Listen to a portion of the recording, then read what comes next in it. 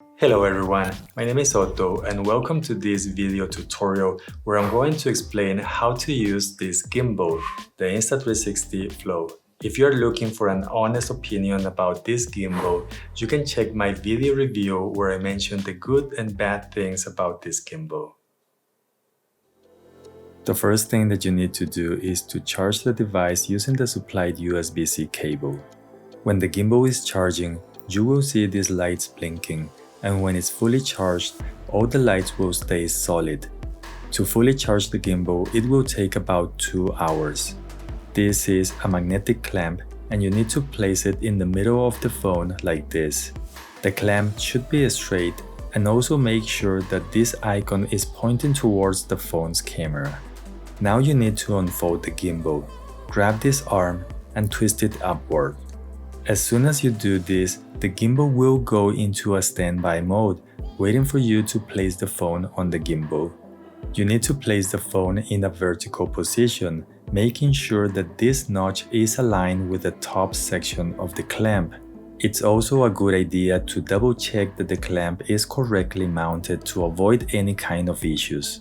Once you place the phone on the gimbal, it will balance the phone automatically and now it's ready to be used. The Insta360 Flow has a retractable grip at the bottom. To extend this, just pull this section like this. You can also turn this grip into a tripod by pulling each of the legs like so. If you prefer to use a regular tripod, there is a 1/4-inch thread hole at the bottom of the gimbal. I do recommend using one like this, especially if you're using this gimbal outdoors or if it's windy. If you want to use the gimbal to charge your smartphone, you can use this USB-C port to connect the gimbal with your smartphone. And over here, you can open this door to access a cold shoe mount in case that you need to use an accessory such as a microphone. To use this gimbal, you will need to download the Insta360 app.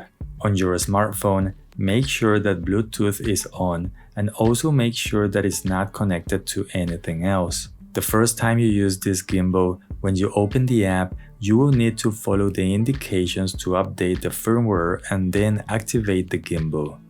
The power button of this gimbal is located in this front panel. Press and hold for 2 seconds to power on or to power off the gimbal.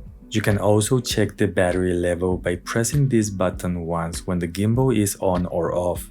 The lights will turn on and each one represents about 25% of battery power. And if you press the power button twice, the gimbal will go into a standby mode. This over here is the trigger. You can press it once to enable the smart tracking, and the app will try to identify what's in the middle of the frame. The other way to enable a smart tracking is to draw a box on the screen like this on whatever you want to track. And the advantage of using it this way is that the subject doesn't need to be in the middle of the screen. To cancel the smart tracking, you can press the trigger once, or you can tap the X on the corner of the green box. If you double press the trigger, it will recenter the camera. If you triple press the trigger, it will flip the phone around. And if you press, release, and hold the trigger, it will enter a sport mode, and this will make the gimbal react faster to your movements. Back to the main control panel, here we have this wheel that will make the camera zoom in and zoom out. If you twist and release the wheel quickly enough, it will change to the next or the previous camera lens. Right in the middle, we have a joystick and this will move the camera around. Pressing this button here will switch between the rear and the front-facing camera. And if you press it twice, it will change the orientation of the phone to horizontal or vertical mode. The red button on the left side is the shutter, and if you press it once, it will start or stop recording a video. On the Insta360 Flow, there are 2 ways to change the gimbal modes. The black area is touch sensitive, and using your finger to make a semicircle clockwise movement will switch to the next gimbal mode. Doing the same movement counterclockwise will switch the gimbal back to the previous mode. If you don't like to use it this way, you can go to the settings inside the app and select this B option. This will let you change the gimbal mode by double tapping the right or left side of the touch panel. Please be aware that there is a difference between pressing and tapping. If you press, you will feel and hear when the button makes a clicking sound. And if you tap, you will barely touch the surface, so there's no click or anything like that. The Insta360 Flow has the following gimbal modes. F is for follow mode, and here the roll axis is going to be locked, but the gimbal will follow your movements when you pan and tilt. PF is pan follow, and here the gimbal will only follow your movement when you pan. The tilt and the roll axis are going to be locked, and this mode is useful for panning movements or to orbit around something. FPV is the POV mode, and here all three axes are unlocked and they will follow your movement. When you're using FPV mode, you can rotate the zoom wheel to make the camera spin around and get this rotation effect. To lock all the axes, you need to hold down the trigger, and this way, the gimbal will not follow your movements, no matter how you move the gimbal. This mode is useful if you plan to walk in a straight path.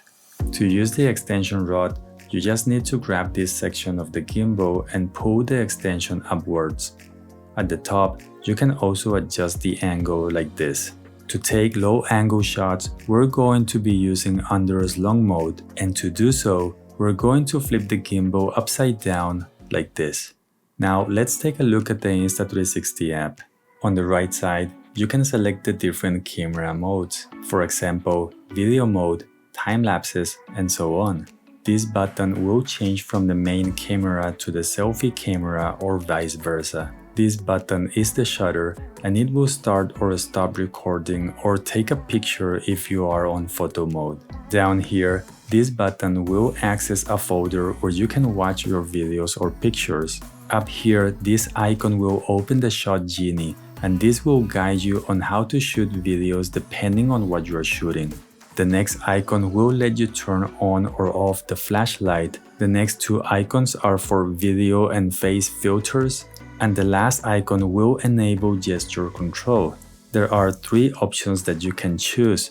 The first one is to have this off.